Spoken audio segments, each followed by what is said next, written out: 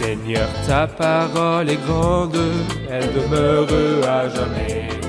Ta parole est infaillible, rien ne peut la supprimer.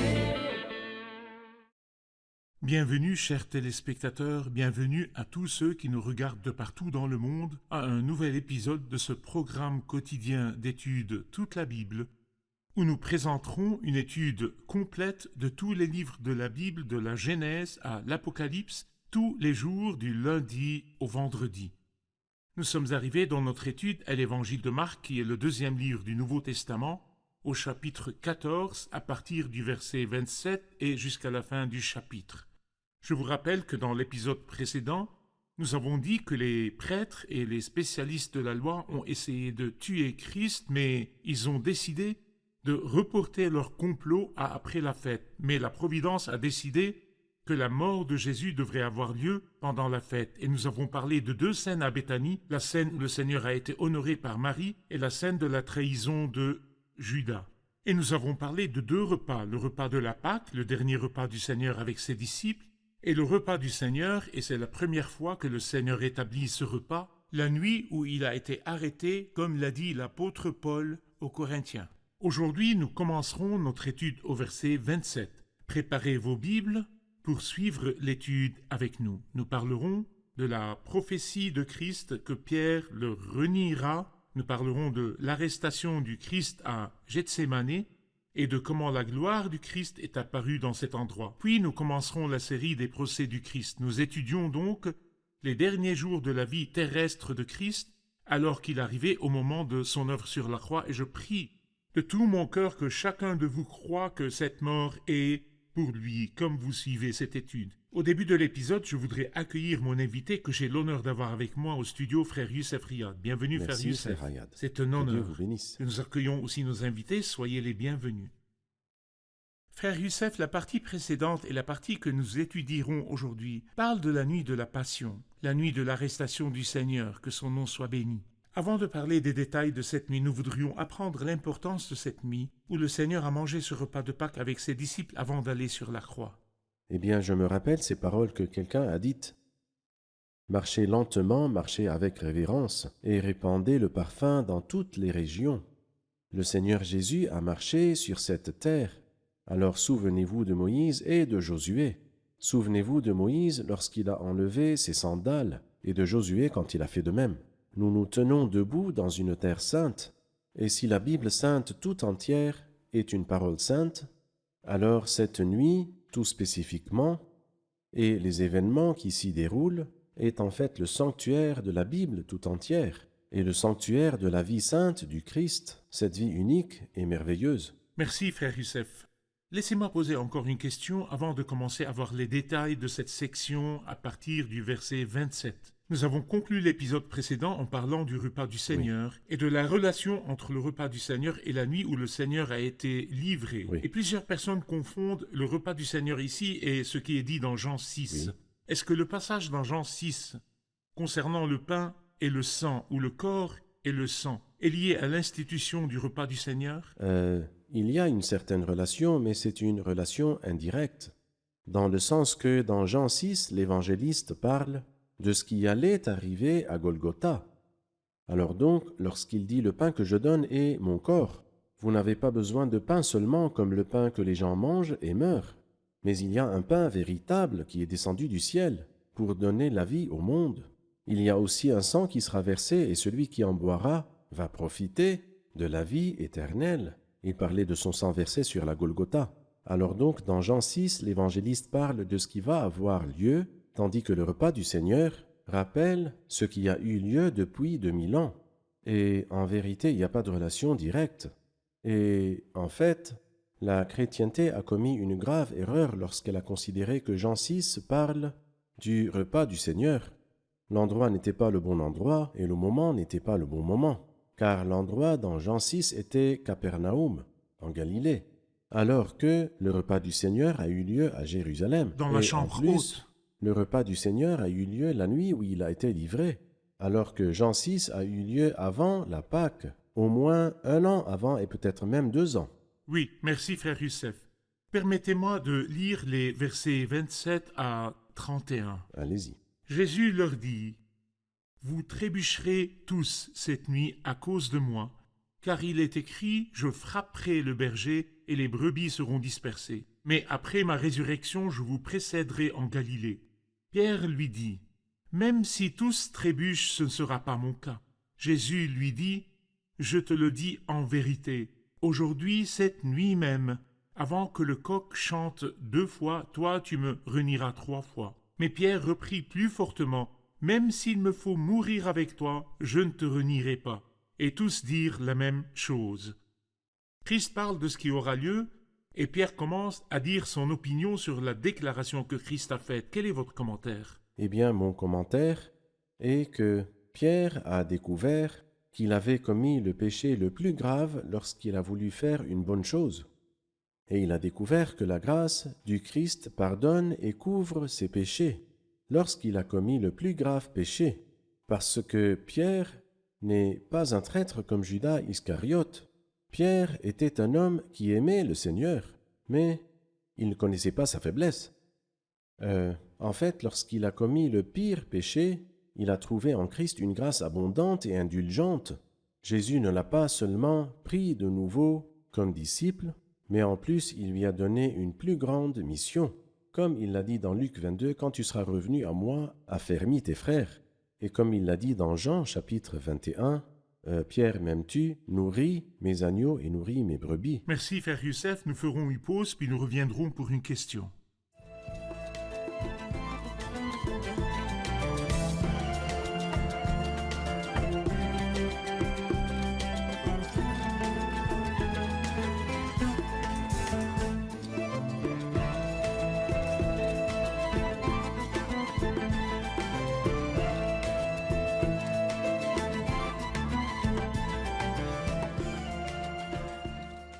Le verset 35 du chapitre 14 dit « Puis il avança de quelques pas, se jeta contre terre et pria que si cela était possible, cette heure s'éloigne de lui. » Est-ce que par cette prière où le Seigneur demande que cette heure s'éloigne de lui, il essayait de fuir et de ne pas aller à la croix?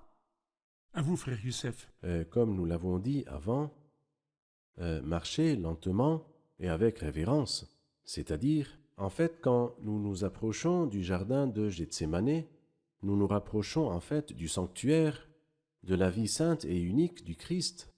Le Christ savait en fait ce qu'il souffrirait au mont du Golgotha. Ce n'est pas le fait qu'il mourra comme martyr, parce que beaucoup de martyrs ont fait face à la mort en chantant des hymnes, et ils étaient très courageux et en paix totale, et le Christ n'est pas inférieur à eux du tout. Mais ce qui a eu lieu à Golgotha est différent de l'acte de mourir comme un martyr, car le Christ allait mourir soumis à la colère de Dieu. Ta fureur pèse lourdement sur moi, et tu m'accables des vagues de ta colère. Et il allait être considéré comme péché, et les péchés des millions de croyants seraient posés sur lui, des montagnes. Personne n'était capable de connaître le nombre des péchés qui ont été posés sur le Christ. Et c'est pour cela, cet homme, ce saint, trouvait cela extrêmement répugnant, pas le fait de mourir, mais de devenir péché et d'être délaissé par Dieu. C'est pourquoi il a prié. Et c'est là que nous découvrons sa sainteté parfaite. Mais directement après cela, il a dit non pas ce que moi je veux, mais ce que toi tu veux. Et ici nous voyons son obéissance parfaite. Et en vérité, sa sainteté parfaite et son obéissance parfaite, les deux, ensemble, représentent pour nous la gloire morale et parfaite du Christ que nous avons vu à Gethsémani. Frère Youssef, ce jardin, le jardin de Gethsémanée, qui a témoigné du malheur de Christ, le Fils de l'homme, et de la trahison de Judas, et nous apprendrons plus tard ce que Judas venait faire. Vous avez dit avant que Christ a donné à 3 disciples, Pierre, Jacques et Jean, le privilège de 3 visites, où ils ont été témoins de sa gloire. Dans la transfiguration, ils ont vu sa gloire royale. À la résurrection de la fille de Jaïrus, ils ont vu sa gloire divine. Quel type de gloire leur a été visible dans ce jardin? C'est la gloire morale que je viens de mentionner. Sa sainteté parfaite, car le péché lui est répugnant, et l'obéissance parfaite, malgré la difficulté de la coupe. Il est totalement prêt à la boire. Selon Philippiens 2, il s'est humilié lui-même en faisant preuve d'obéissance. Et quelle est cette preuve? Preuve d'obéissance jusqu'à la mort. Et quel genre de mort? La mort sur la croix qui est une mort honteuse et maudite. Et donc la gloire morale de Christ est En apparue dans cette scène. Et alors qu'il était dans ce jardin, il a dit dans verset 43, « Il parlait encore quand soudain arriva Judas, l'un des 12, avec une foule armée d'épées et de bâtons, envoyés par les chefs des prêtres, par les spécialistes de la loi et par les anciens. Celui qui le trahissait leur avait donné ce signe. « L'homme auquel je donnerai un baiser, c'est lui. Arrêtez-le et emmenez-le sous bonne garde. » Dès qu'il fut arrivé, il s'approcha de Jésus en disant « Maître », et il l'embrassa. Alors ces gens mirent la main sur Jésus et l'arrêtèrent. Un de ceux qui étaient là tira l'épée, frappa le serviteur du grand prêtre et lui emporta l'oreille. Jésus prit la parole et leur dit « Vous êtes venus vous emparer de moi avec des épées et des bâtons comme pour un brigand. J'étais tous les jours parmi vous enseignant dans le temple et vous ne m'avez pas arrêté. Mais c'est afin que les Écritures soient accomplies. » Alors tous l'abandonnèrent et prirent la fuite. Un jeune homme le suivait, habillé d'un simple drap. On l'attrapa, mais il lâcha le drap et se sauva tout nu. Cette scène, l'arrivée de Judas avec les gardes pour arrêter Christ, comment l'expliquez-vous? Je vois dans cela la trahison, bien sûr, nous voyons cela d'abord. Ce traître a vendu son maître, et ce traître-là a donné un signe à ceux qui l'arrêtaient et qui est un baiser. Il a donc souillé le baiser, il a souillé la fête et il a souillé la prière que Jésus venait de dire, sa prière dans le jardin de Gethsémani. Mais je dirais que c'est un effort qui est certainement futile. Il leur a donné un signe. C'est l'homme auquel je donne un baiser. Bien sûr, c'est parce qu'il ne connaissait pas le Christ, ce n'était pas comme notre temps. La révolution technologique et les médias, et nous sommes capables de connaître les gens, l'apparence des gens sans les connaître personnellement à cause des médias. Mais au temps de Jésus, il y a 2000 ans, il n'y avait pas de médias. C'est pourquoi il leur dit « L'homme auquel je donnerai un baiser, arrêtez-le et emmenez-le sous bonne garde. » Mais ceci était futile. Pourquoi? Car quand nous lisons l'évangile de Jean, c'est le Christ qui s'est avancé et leur dit « Qui cherchez-vous » Jésus de Nazareth, il leur dit « C'est moi ». Lorsqu'il a dit « C'est moi », ils reculèrent et tombèrent par terre. Il leur demanda de nouveau « Qui cherchez-vous » Jésus de Nazareth, « Je vous ai dit que c'était moi. Laissez ceux-ci partir. » Et donc il n'y avait aucune raison pour la trahison de Judas. Il n'y avait aucune raison non plus pour les 30 pièces d'argent, la valeur à laquelle il a été estimé, car c'est le Christ lui-même qui s'est avancé et qui a déclaré son identité. Et après cela, encore les méchants chefs des prêtres ont soudoyé de faux témoins. Et il n'y avait aucun besoin non plus des faux témoins, parce que le Christ n'a pas été condamné suite aux faux témoignages, mais à cause de son vrai témoignage, de la vérité qu'il a déclarée lui-même. Lorsqu'il lui a demandé s'il était le Christ, le Fils de Dieu, il lui a dit « Tu l'as dit, je le suis ». Frère Youssef, je vais vous poser une question que je crois que... C'est-à-dire, plusieurs personnes parmi les téléspectateurs pourraient poser. Durant la scène du jardin, Christ priait, et puis Judas est venu. Certains disent que Christ n'est pas allé sur la croix, et celui qui a été crucifié sur la croix n'était pas Christ, mais était quelqu'un qui a été transformé pour ressembler au Christ par Dieu. Certains disent que c'est Judas et certains disent que c'est un autre, mais ils disent tous que Christ n'a pas été attrapé et n'a pas été crucifié. Je voudrais savoir quel est l'ordre des événements au jardin. Était-il possible que les gens présents aient été confus et n'aient pas reconnu Jésus, ou qu'ils n'ont pas reconnu celui qui s'est offert et qui est allé de son propre gré sur la croix? Je dirais, quelle est la chose que le diable hait le plus? C'est la croix. Et il veut en fait nier cette croix parce qu'il sait très bien qu'il a été vaincu sur la croix de Golgotha. Mais est-ce que la croix est un événement qui est arrivé soudainement? Et est-ce qu'il n'y a qu'un seul verset qui parle de la croix? La consistance de la Bible sainte et sa cohésion est dans l'œuvre de la croix. Les 4 évangiles disent que le Christ sera crucifié et qu'il ressuscitera. Lors de la crucifixion du Christ, parmi les femmes présentes, il y avait sa mère. Ne l'a-t-elle pas reconnue? Nous voyons des gens qui viennent dire maintenant que le Christ a été remplacé, alors que la mère de Jésus qui était présente sur la croix n'a pas remarqué que cet homme n'était pas son fils. Quelles sont ces paroles idiotes que ces gens disent? Je n'ai aucune idée. Parfait. En plus, le temps de la crucifixion, La fête de c'était la le Pâque. 14e jour du mois lunaire fête de la juif. Pâque. C'était la Pâque. Donc, c'était la pleine lune et il y avait plusieurs torches. C'est Et- lorsqu'ils l'ont arrêté. Parfait. Et puis quand ils l'ont crucifié, c'était en plein jour, c'était à 9 h du matin, En selon effet. notre temps. Et Christ n'est pas venu sur terre pour s'enfuir devant la croix, mais il l'a déclaré plusieurs fois, que le Fils de l'homme sera livré et tué et que le troisième jour il ressuscitera. C'est-à-dire, c'est lui-même qui a dit dans Jean 12, mais c'est pour cela que je suis venu. Jusqu'à cette heure, je vous dis que ces gens qui font ces spéculations ne connaissent pas la Bible du tout, et ils veulent nous l'expliquer. C'est comme un aveugle qui veut guider un autre. Non. Donc nous celui remercions Dieu, qui est mort sur la croix est le Seigneur Jésus-Christ et c'est lui qui est ressuscité victorieux. sûrement. Parfait, merci Sûrement. frère Youssef. Frère Youssef, le verset 46 dit « Alors ces gens mirent la main sur Jésus et l'arrêtèrent. Un de ceux qui étaient là tira l'épée, frappa le serviteur du grand prêtre et lui emporta l'oreille. » Que représente cette action? Ici, nous ne savons pas qui l'a faite, mais des autres évangiles, nous apprenons que c'est Pierre. Oui. Cette action, qu'est-ce que ça représente pour nous, à vous? En fait, c'est comme un homme qui dort et qui se réveille et puis fait n'importe quoi. Le Seigneur a demandé à Pierre de rester vigilant et de prier. Malheureusement, il n'a ni veillé ni prié. Et quand il s'est réveillé, il a soudainement vu qu'on attrapait son maître pour le traîner jusqu'à la croix. Donc il a voulu protéger le Christ. Mais il protégeait le Christ d'une manière qui n'est pas digne du Christ. Cet incident est cité dans les 4 évangiles, mais chacun des évangiles met un point en relief. Et ici, dans Marc, il donne un résumé, comme souvent dans l'évangile de Marc. Dans Matthieu, il montre sa gloire royale. Il ordonne à Pierre de rendre son épée, en disant que s'il avait besoin de protection, il aurait demandé à son Père et il lui aurait envoyé 12 légions d'anges. Mais comment accomplir les Écritures? Et cette version-là est celle de l'évangile de Matthieu. Alors que l'évangile de Jean nous donne le nom du serviteur, c'est Malchus.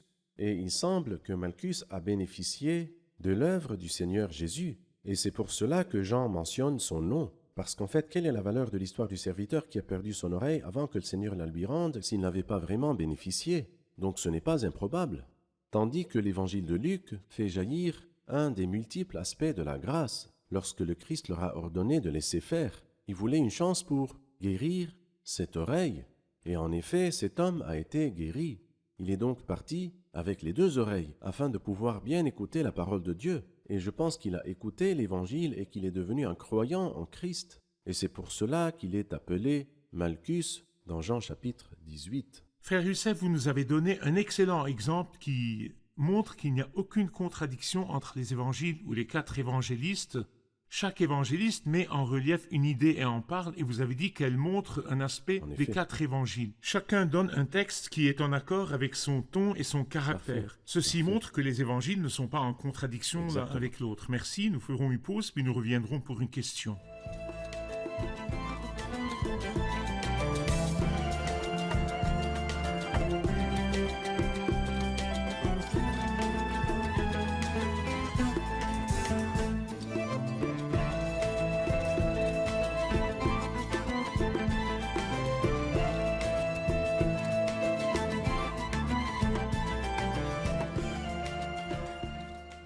Après avoir arrêté Jésus, ils l'ont amené devant des tribunaux. Peut-on apprendre plus sur les tribunaux, leur nombre et leur type? À vous, frère Youssef. Dans Ésaïe chapitre 53, verset 8, il dit « Il a été enlevé sous la contrainte et sous le jugement ». Et tout simplement, nous apprenons de ce verset que la pression, en fait, était le jardin de Gethsémané, dont le nom signifie le pressoir d'huile. Il était soumis à une contrainte dans le jardin de Gethsémané. Du jardin de Gethsémané, il s'est dirigé vers le jugement. C'est là la pression et les jugements, les tribunaux. Et en fait, le Christ a été jugé devant 6 tribunaux. 3 tribunaux religieux et 3 tribunaux civils. Quant aux tribunaux religieux, dans Jean chapitre 18, nous apprenons qu'il a été pris tout d'abord chez Anne, et puis ensuite chez Caïphe, comme nous le lisons dans les 4 évangiles. Et puis après cela, d'après l'évangile de Luc chapitre 22, il nous dit que le matin, le Sanhédrin s'est réuni et ils ont ratifié les décisions prises par les chefs, et c'était durant la nuit. Voici les 3 tribunaux religieux devant Anne, Caïphe et le Sanhédrin.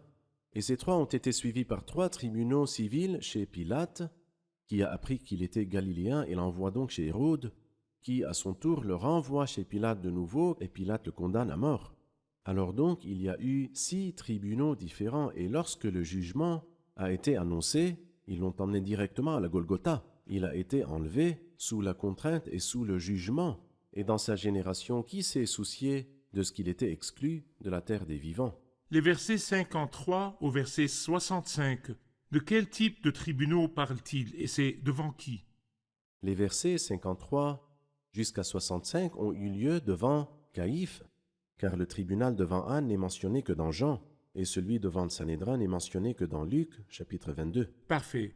Qu'a fait Christ ou qu'a dit Christ dans son témoignage devant Caïphe? A-t-il parlé ou a-t-il fait des déclarations? En vérité, par exemple, nous lisons dans le verset 61 que Jésus gardait le silence, et lorsqu'on lit les 4 évangiles, nous découvrons que le Christ est resté 7 fois silencieux devant les tribunaux, Parfait. accomplissant ce qui a été prophétisé dans Ésaïe 53, au verset 7. Pareil à un agneau qu'on mène à l'abattoir, et pareil à une brebis muette devant ceux qui la tondent. Il n'a pas ouvert la bouche. Sûrement, il y avait plusieurs faux témoins, mais leur témoignage n'était pas concordant. Frère Youssef, à partir du verset 66, nous lisons de la chute de Pierre, cette grande chute, et En effet. sa ruine était grande serait un bon titre pour cette partie. Parlez-nous de Pierre et de son reniement. Je pense qu'il y a en fait 7 phases dans la chute de Pierre. La première commence par la confiance en soi, contre laquelle le Christ l'a mis en garde. Et parce qu'il a eu trop de confiance en lui-même, le résultat était qu'il n'a pas veillé. Pourquoi veiller alors que vous êtes tellement confiant?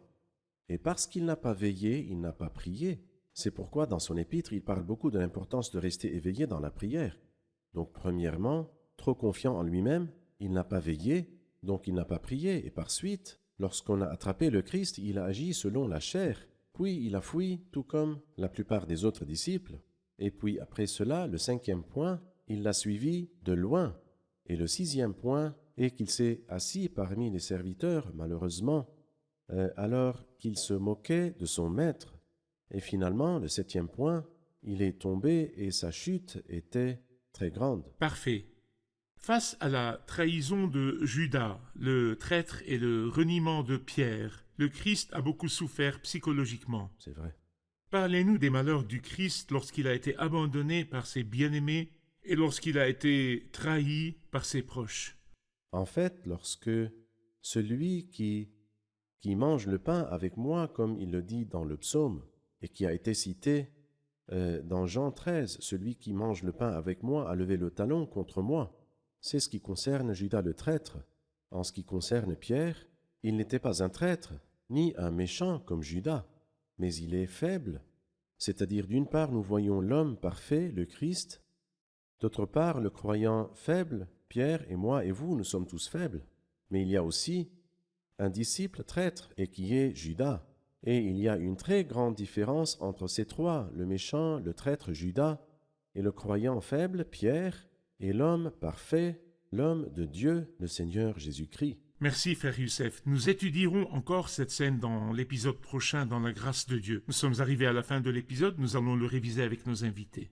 Qu'avons-nous appris aujourd'hui? Nous avons vu Pierre, Jacques et Jean dans 3 scènes avec le Seigneur. La première est sur le mont de la Transfiguration lorsqu'il a montré sa gloire royale, et la deuxième lorsqu'il a ressuscité la fille de Jairus quand il a montré sa gloire divine, et la troisième c'est ici à Gethsémane pour montrer sa gloire morale. Nous avons compris que lorsque Jésus a prié que cette coupe soit éloignée de lui, c'était parce que son âme était triste à mourir, parce que la colère de Dieu sera sur lui et il portera sur lui tous les péchés de tous les croyants et il sera péché pour nous. Mais nous voyons qu'immédiatement il dit « Mais non pas ce que je veux, mais ce que tu veux », où nous voyons l'obéissance de Christ. Nous avons vu que la raison de la chute de Pierre était cette phase dont le Seigneur l'a averti. La confiance en soi, il n'a pas prié, il n'a pas veillé, il a agi selon la chair. Il s'est enfui, il a suivi Jésus de loin, il s'est assis parmi les serviteurs et à la fin, sa ruine était grande. Merci, que Dieu vous bénisse. Merci, frère Youssef, que Dieu vous bénisse. Chers téléspectateurs, nous voyons devant nous le Seigneur qui contrôle les événements parce qu'il se chargeait de tout ce qui se passait et rien n'arrivait sans son approbation. Il est celui qui ordonne et qui interdit. Lorsqu'il était dans le jardin, il avait le contrôle. Lorsqu'ils sont venus pour l'arrêter, c'est lui qui s'est livré lui-même. Pierre a dit « Cet homme vous a été livré suivant le projet défini et la prescience de Dieu. » Christ n'est pas venu pour accomplir des miracles et puis s'enfuir. C'était impossible qu'il soit venu seulement pour faire preuve de son pouvoir de faire des miracles. Il pouvait faire les miracles alors qu'il était au ciel, mais il est venu par la grâce de Dieu pour mourir. Il est venu et il l'a dit lui-même, c'est pour cette heure que je suis venu.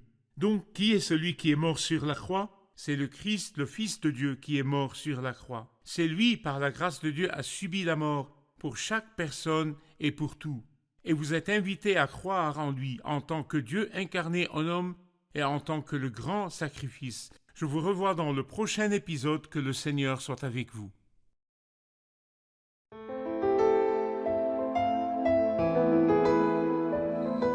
Seigneur, ta parole est grande, elle demeure à jamais.